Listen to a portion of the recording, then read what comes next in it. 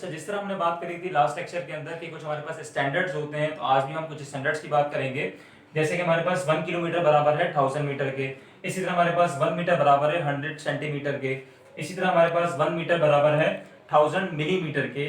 और इसी तरह हमारे पास 1 मीटर बराबर है 1 के बाद 60 माइक्रोमीटर के। इसी तरह हमारे पास 1 मीटर बराबर है 1 के बाद 90 नैनोमीटर के। अब ये चीजें आपके कहाँ काम आने वाली हैं? ये चीजें आपके जब आप न्यूमेरिकल्स करेंगे तो वहां ये कन्वर्जन आपके काम आने वाली है कि 1 किलोमीटर के अंदर कितने मीटर होते हैं, 1 मिलीमीटर के अंदर कितने मीटर होते हैं, इसी तरह आपके पास और 1 मीटर के अंदर कितने माइक्रोमीटर होते हैं। तो ये सारी की सारी चीजें आपके वहां काम आने वाली है। अच्छा, अब आपने ये देख लिया कि ये किलोमीटर किसके बराबर है, मीटर किसके बराबर है और इसी तरह ये मीटर किसके बराबर है। अब आपने देखना है कि ये जो आपके पास नंबर्स हैं, क्योंकि हमारे पास नंबर तो हम फिलहाल यहाँ काउंट नहीं करेंगे, क्योंकि आपको पता है स्टैंडर्ड क्या होता है कि हमें पॉइंट जो है 1 डिजिट के बाद लाना होता है। तो हम क्या करेंगे, पॉइंट अगर कहीं भी नहीं है तो लास्ट के अंदर है 1 2 और ये 3। तो 1 के बाद अगर हम पॉइंट लाएंगे तो हमारे पास हम 3 स्टेप चले हैं फ्रॉम राइट टू लेफ्ट। जब भी हम राइट टू लेफ्ट जाते हैं तो हमारा आंसर पॉजिटिव में आता है। आंसर से मुराद बेस के ऊपर जो 10 के ऊपर जो पावर होती है वो पॉजिटिव में रहती है। अब एक सवाल होगा कि यहाँ 1 को क्यों नहीं लिखा, 1 के बाद मल्टीप्लाई लगाता, फिर 10 लिखता और फिर 3 लगाता। तो 1 लिखो या ना लिखो कोई इशू नहीं है इस लेवल के ऊपर। नेक्स्ट आपके पास है 100 सेंटीमीटर। तो अगर हम इसका राउंड ऑफ करें तो हमारे पास क्या हो जाएगा 1 और ये 2 स्टेप चले हम from right to left. From right to left, जब हम राइट टू लेफ्ट जाते हैं तो हमारा आंसर पॉजिटिव में आता है, एक्सपोनेंट 2 सेंटीमीटर हो गया। इसी तरह जब हम यहाँ चलेंगे तो हमारे पास हमारा आंसर जो है वो एक्सपोनेंट 3 हो जाएगा। इसी तरह जब हम यहाँ चलेंगे तो हमारा आंसर जो है वो एक्सपोनेंट 6 हो जाएगा माइक्रोमीटर। इसी तरह जब हम यहाँ चलेंगे तो हमारा आंसर जो है एक्सपोनेंट 9 नैनोमीटर हो जाएगा। और हमने 1 के बाद जाके रुकना है, ठीक है। अच्छा, अब ये तो आपने देख लिया कि 1 किलोमीटर कितने मीटर के बराबर में होता है। लेकिन अगर क्वेश्चन में आपसे पूछ लिया जाए कि 1 मीटर कितने किलोमीटर के बराबर में होता है, आपने तो यहाँ देखा था कि किलोमीटर में मीटर कितने होते हैं। अब अगर हम देखना चाहें 1 मीटर में कितने किलोमीटर होते हैं, कुछ नहीं करना, आपने सिंपली एक्सपोनेंट 3 यहाँ मल्टीप्लाई में अगर आपसे पूछा जाएगा मीटर की बता दें तो मीटर आपके पास ये रखा हुआ, आपने इस वैल्यू को यहाँ ले जाना है। यहाँ से मुराद आपने एग्जैक्टली यहाँ नहीं ले जाना, आपने इमेजिन करना है। जैसे कि हमने यहाँ रखा है कि 1/10, ऊपर कुछ भी नहीं तो हमने 1/एक्सपोनेंट 3 लिखा जो वैल्यू यहाँ पे थी। इससे हमें क्या बेनिफिट हुआ, इससे हमें 1 मीटर के अंदर ये पता लग गया कितने किलोमीटर हो सकते हैं।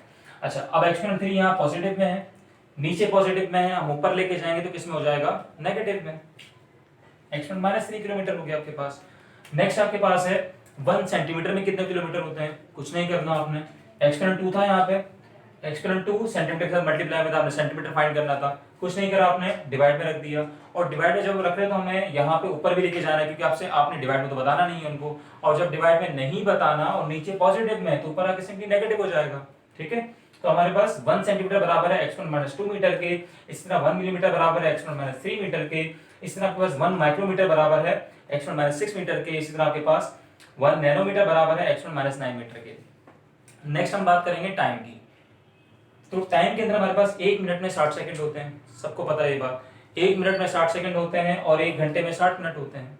अगेन रिपीट कर लेते हैं, 1 मिनट में 60 सेकंड्स हैं, 60 सेकंड्स हैं और 1 घंटे के अंदर हमारे पास 60 मिनट्स हैं। अब अगर आपसे कोई ये पूछ ले कि आप ये बताएं कि 1 घंटे के अंदर कितने सेकंड्स होते हैं, कुछ नहीं करना आपने, सिंपली जब आपको पता था 1 मिनट के अंदर 60 सेकंड्स थे तो आपने 60 को यहाँ रख दिया पहले, तो यहाँ 60 को आपने पहले यहाँ रख दिया, ठीक है। और इसी तरह आपसे जब आपको पता था ये बात पता थी आपको कि 1 घंटे के अंदर 60 मिनट होते हैं, आपने सिंपली इनको यहाँ रख दिया। और जब दोनों को मल्टीप्लाई करवा देंगे तो आपके पास आंसर आ जाएगा 3600 सेकंड।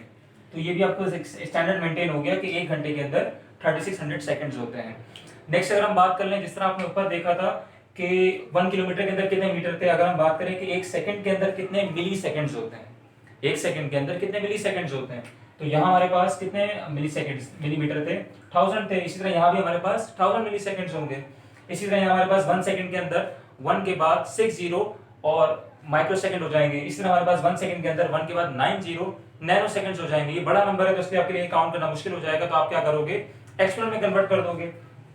पॉइंट कहीं भी नहीं है, एंड में है, क्या करोगे, पॉइंट शिफ्ट करोगे। शिफ्ट कर लिया पॉइंट आपने, कहाँ लेकर आओगे, 1 डिजिट के बाद लेकर आओगे। 1 डिजिट आपके पास ये रहा। और अगेन मैंने बताया जरूरी नहीं कि आप 1 यहाँ लिखो, आप डायरेक्टली एक्सपोनेंट लगा के जो जितना आप डिजिट मूव किया है आपने वो आप नंबर यहाँ लिख सकते हो। जैसे कि आपने यहाँ 3 डिजिट मूव किया तो 3 लिखा, 6 डिजिट मूव किया तो 6 लिखा, 9 डिजिट मूव किया तो 9 लिखा। अब अगेन वही हम बात कर लेते हैं कि अब तो यहाँ आपको पता था कि 1 सेकंड के अंदर कितने माइक्रो सेकंड्स होते हैं, लेकिन अगर आपसे कोई पूछ ले कि 1 मिली सेकंड के अंदर कितने सेकंड होते हैं, यहाँ आपने क्या देखा था 1 सेकंड के अंदर कितने मिली सेकंड्स है, यहाँ क्या देख रहे हैं कि 1 मिली सेकंड के अंदर कितने सेकंड्स होंगे आपके पास। तो यहाँ आपने क्या करना है, सिंपली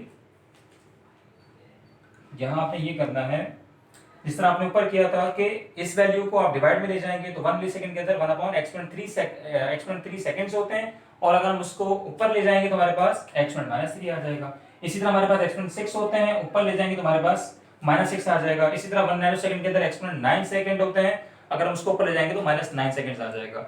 सिंपली हम कुछ नहीं कर रहे, जिसको हमें फाइंड करना है, पहले आपके पास 1 सेकंड के अंदर 1 एक्सपोनेंट 1 के बाद 9 जीरो सेकंड्स थे, ठीक है। और जब आपसे पूछ लिया जाए कि 1 नैनो सेकंड के अंदर कितने सेकंड होते हैं, कुछ नहीं करना आपने, 1 के बाद 1 से डिवाइड करना है 9 को, और आपको पता है कि हम इस तरह तो लिख नहीं सकते, तो हम उसको ऊपर लेके जाएंगे। जब ऊपर लेके जाएंगे तो हमारा आंसर क्या आ जाएगा, एक्सपोनेंट -9। क्यों? क्योंकि ये पॉजिटिव में था तो ऊपर जाके नेगेटिव में आ गया।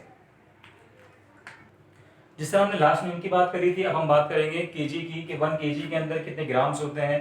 तो 1 केजी के अंदर 1000 ग्राम्स होते हैं। इसी तरह आपके पास 1 ग्राम के अंदर 1000 मिलीग्राम्स होते हैं। इसी तरह आपके पास 1 ग्राम के अंदर 1 के बाद 60 माइक्रोग्राम होते हैं। इसी तरह आपके पास 1 ग्राम के अंदर 1 के बाद 90 नैनोग्राम्स होते हैं। अगेन ये बड़े नंबर्स हैं, इनको आप एक्सपोनेंट में कैसे कन्वर्ट करोगे, पॉइंट शिफ्ट करोगे, तो पॉइंट कहीं भी नहीं है लास्ट में, सबके लास्ट में आप पॉइंट शिफ्ट करके 1 डिजिट के बाद लेके जाओगे।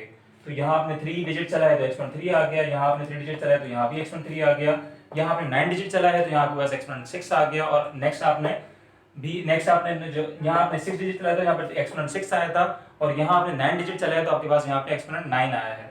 नेक्स्ट हम बात कर लें कि देखो जब 1 केजी था और 1 केजी से आप ग्राम में आ रहे थे तो आपके पास एक्सपोनेंट 3 ग्राम था, लेकिन अगर आपसे पूछ लिया जाए कि 1 ग्राम के अंदर कितने केजी होते हैं, कुछ नहीं करना, अगेन इसको आप डिवाइड में ले आओगे, और जब डिवाइड में ले आओगे तो डिवाइड में आप लिख नहीं सकते, जिस तरह आप ये प्लस ये लिखा हुआ है, तो आप सिंप्लीफाई करेंगे, क्या करोगे, नीचे एक्सपोनेंट 3 प्लस के अंदर है, ऊपर जाके माइनस में हो जाएगा। इसी तरह 1 मिलीग्राम किसके बराबर होगा, एक्सपोनेंट 3 को अगेन आप जो है वो नीचे ले आओगे, यहाँ पॉजिटिव में ऊपर जाके नेगेटिव में हो जाएगा। इसी तरह आपके पास 1 माइक्रोग्राम एक्सपोनेंट 6 के बराबर है, डिवाइड में हम लेके आएंगे, लिखेंगे नहीं, लेकिन जब उसको सिंप्लीफाई करेंगे तो एक्सपोनेंट -6 ग्राम के अंदर हो जाएगा। नेक्स्ट आपके पास नैनोग्राम है, नैनोग्राम के साथ भी हम यही करेंगे कि 1 अपॉन एक्सपोनेंट 9 हो जाएगा, और अगर हम ऊपर ले जाएंगे तो एक्सपोनेंट -9 हो जाएगा। अब एक बात यहाँ समझने वाली है कि हम यहाँ पे एक्सपोनेंट 9 लिख रहे हैं और यहाँ पे डिवाइड में क्यों कर रहे हैं। रीजन इसका ये, पहले आपसे पूछा जा रहा था 1 ग्राम के अंदर कितने नैनोग्राम्स होते हैं, लेकिन अब आपसे पूछा जा रहा है 1 नैनोग्राम्स के अंदर कितने ग्राम्स होते हैं। कुछ नहीं करना, आपने इसको डिवाइड में रखना है, और डिवाइड में रख के शो नहीं करवाना, आपने इमेजिन करना है कि 1 एक्सपोनेंट 9 हो गया, और जब ऊपर लेकर जाओगे तो 1 एक्सपोनेंट -9 हो जाएगा।